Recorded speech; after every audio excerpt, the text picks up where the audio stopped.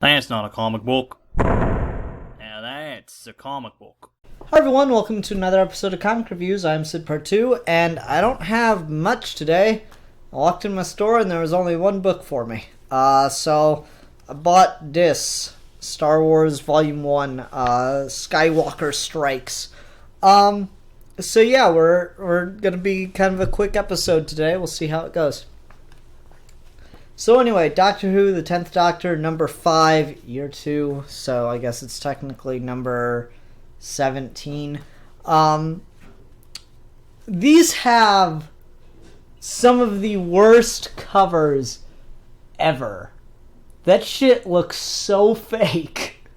I mean, it's clearly an actual picture of David Tennant, and he was holding something. I don't know what the actual set photo was from, but it looks awful with this bone photoshopped in there.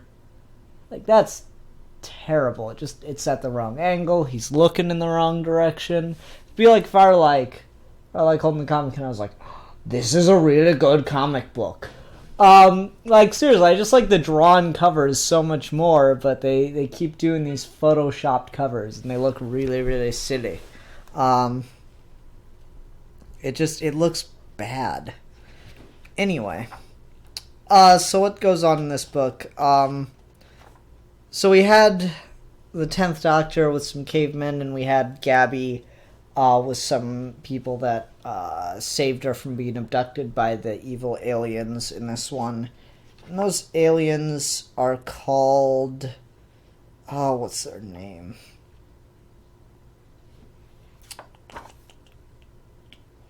Mumath is the name of the... Caveman. What the hell's the name of the aliens? Oh, come on. They were saying it Mekatau or something? No. Holographic.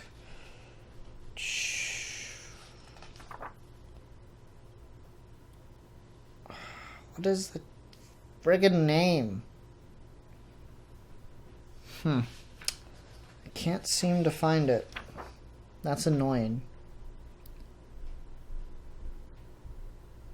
Monaxi. Monaxi. So the villains are the Monaxi, and they're kind of like slave traders across the galaxy. They'll go and just... It's actually kind of brilliant. They'll go and they'll just pluck someone... pluck peoples from low-level developed worlds. So, like, you know, cavemen, just like a kind of pre-warp civilization kind of stuff. They'll just go and pluck them from those worlds and sell them off as slaves to other powers throughout the galaxy. Which is a really clever way of explaining how humans maybe spread around the galaxy so much before warp in Star Trek, but I don't think that's what they're going to do. Or, not Star Trek, before warp in Doctor Who, but I don't think that's what they're going to do. That would be, you know, smart, but it's probably not going to happen. Also, I have a Kylo Ren drink holder. Be jealous. These things are awesome. And Kylo Ren is awesome, too. So anyway, you have galactic slave traders, and it's pretty predictable. The Doctor helps defeat them and everything, and there's like this whole hoopla. It's Doctor Who. I really do like that idea. That's a really great sci-fi idea. Is just, where do we get slaves from? Pre-warp civilizations, duh. But at the last minute, the leader of the Monaxi, Iktar, creates what he calls a time bridge to his actual employers, and everyone is sucked up into kind of like this tornado, black hole-y looking thing. And that's the end of the issue, and we're not really sure what's going to happen next. To be continued kind of situation. Like, seriously, look how much better cover A looks. The hell? It just looks so much better than this piece of shit cover we got. Even cover B looks better too, but I specifically... I could have grabbed cover B. I decided to grab the Photoshop version because I wanted something to talk about with this book. Danny wants to talk too, apparently, because he's coming toward me. Yeah, I don't know. There's not like a ton to say about it. I enjoyed the premise a lot. And it was actually really clever, and you know, it was kind of fun to see the Doctor with a caveman, Neanderthal, whatever, whatever. But there's not much beyond that. It's a pretty basic story. Doctor shows up, sees a problem, helps to save the day. But yeah, cool stuff.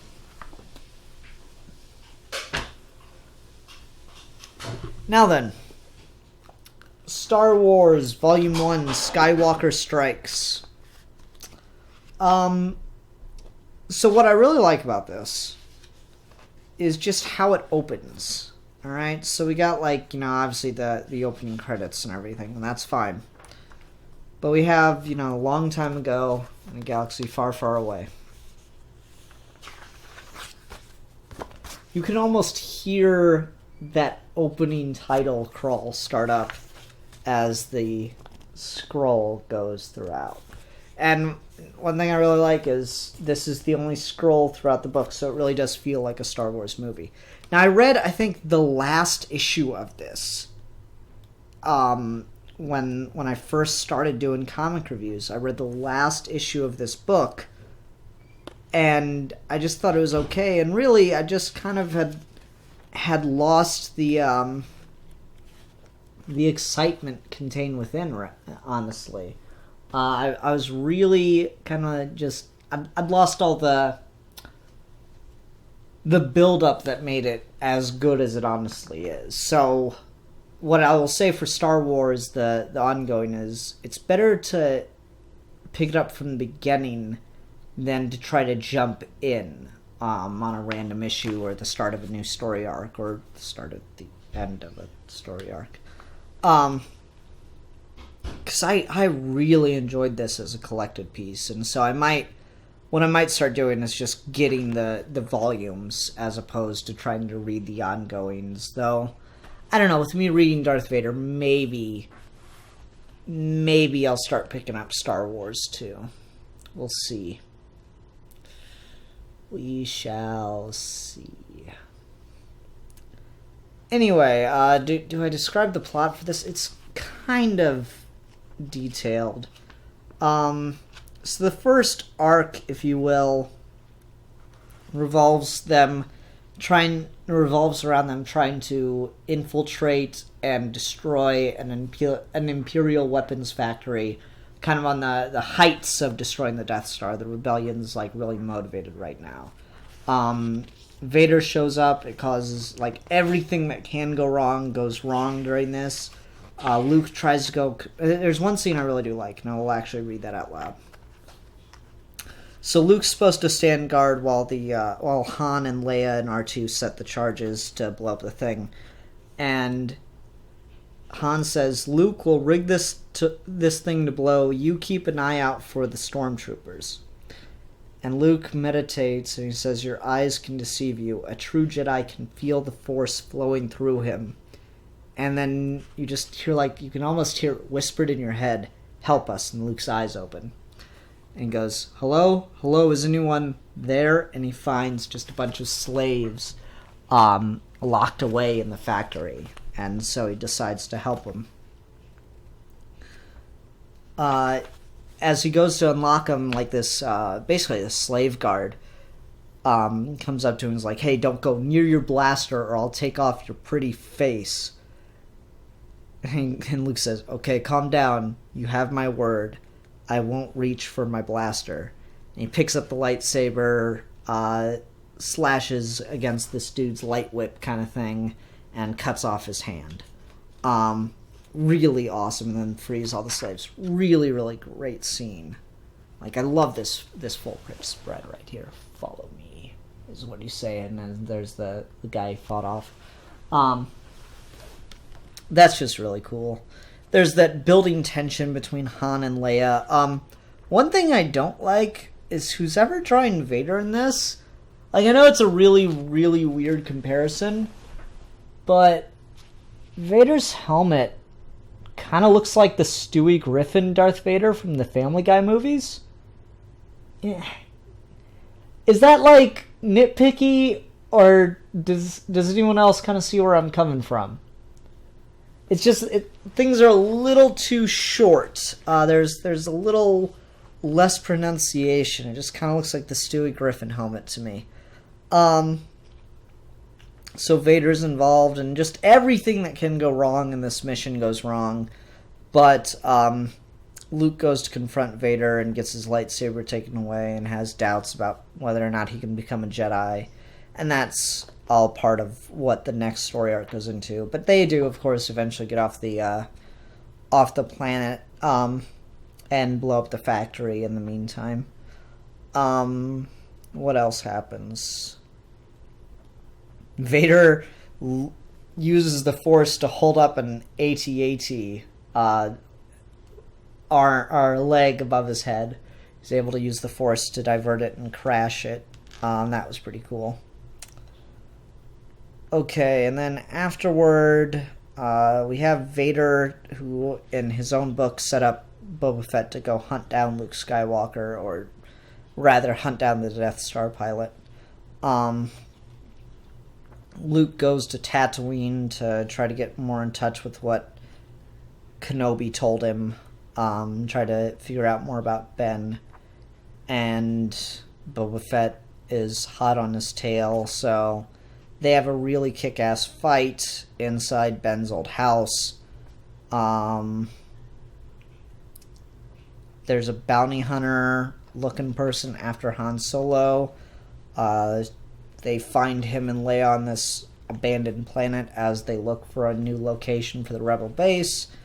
And we find out that her name is Sana Solo. See, look, that one was right there. We find out her name is Sana Solo, and that she is, in fact, Han's wife. Luke defeats Boba Fett in a really awesome way. Where's that? That was really cool. I gotta find that scene, though. Come on. Okay, so Luke is blinded during this whole fight, mind you. And Boba says, "You were right, I'm supposed to bring you in alive, but alive just means breathing." And Luke's got his lightsaber out and says, "A Jedi can feel the Force flowing through him." And Boba says, "Feel this," shoots, and Luke moves the lightsaber to block the shot, and that almost kills Boba. And just absolutely fantastic scene. I think I talked about this when I did the first episode of one of the first episodes of Comic Reviews, if not the first, with Boba Fett talking to Darth Vader about losing track of Luke, but he did have one piece of information for Vader, and that was that the kid's name was Skywalker. And Vader just shakes his fist, and the glass of the window he's looking out cracks in front of him. And he's like, "Skywalker." I love that. That is like, makes the prequels worthwhile. Not much else, but just worthwhile. Oh, man. So yeah, I did enjoy this a lot more when I got to read the completed story. I'd been very worried when I read the just outside issue that it had a really cool ending, but not much else, because I really didn't care for anything else that was going on. Or maybe I read the second to last issue, because I'm pretty sure they put the Boba Fett Darth Vader scene, and like with the glass and everything breaking, I'm pretty sure that was in the Darth Vader book. And it was written a lot better than there too. Now I'm thinking, I'm pretty sure. Huh. Someone leave in the comments below if you've read both the Star Wars and Darth Vader book, if that scene is in both books, because I feel like it is. But yeah, there's a lot of really good stuff in this. I was able to much more enjoy it. Aside from just reading an isolated issue, it makes me want to go through and read Volume 2 and then read through Vader Down again, because I really like this now, and I'm in such a Star Wars mood right now that it just feels appropriate to be reading a lot of Star Wars stuff. Yeah, I think that'll do it, though. Everyone, thank you very much for watching. This has been this week's episode of Comic Reviews. Really light week. I walked in the store this week, and they told me, oh, we don't even have anything for you, because they'd forgotten to grab my Doctor Who book. But other than that, no, they didn't have anything for me. I looked up and down the stands. I really wasn't excited about anything. Nothing really caught my eye, made me want to read it. So I just happened to see that they had Volume 1 of the Star Wars book and was like, I guess. It's a pretty good sized trade too, so that was fun. But yeah, I think that'll about do it for this week's episode of Comic Reviews. Everyone, thank you very much for watching. If you have suggestions for single issues, ongoing series that you would like for me to pick up, please leave them in the comments below.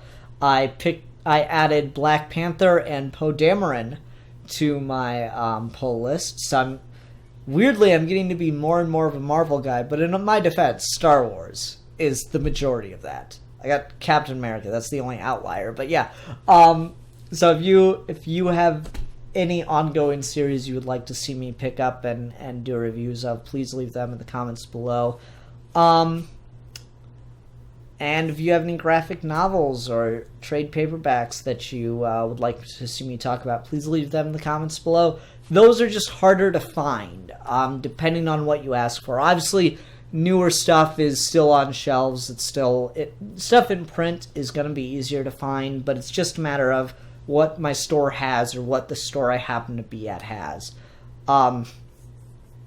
Once I see it, I promise I'll buy it, but until then, it's just a matter of if it's around and such. So, hope you understand. Anyway, everyone, thank you very much for watching. Until next time.